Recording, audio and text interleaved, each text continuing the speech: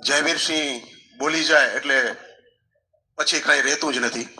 તેમ છતાં હું એક નાનો પ્રયત્ન કરીશ, કારણ કે અમે ઘણી વખત બેઠા હોઈએ છીએ અને મિત્રો, જેમ જયવીરસિંહ સોઢાએ કીધું કે તમને સંઘારો કરતા મને તમારા ઇતિહાસની વધારે ખબર છે, તો કલાકો સુધી ખાલી સંઘારો ઉપર અમે ચિંતન મનન કર્યું છે, એના સિવાય કોઈ વાત ન હોય. આવડા ઇતિહાસકાર આપણી પાસે મોજૂદ છે.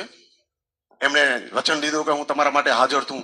તો સાહેબ, એ જયવીરસિંહ સોઢાઓનો આપણે પૂરો એના સમયનો પણ લાભ લેશું.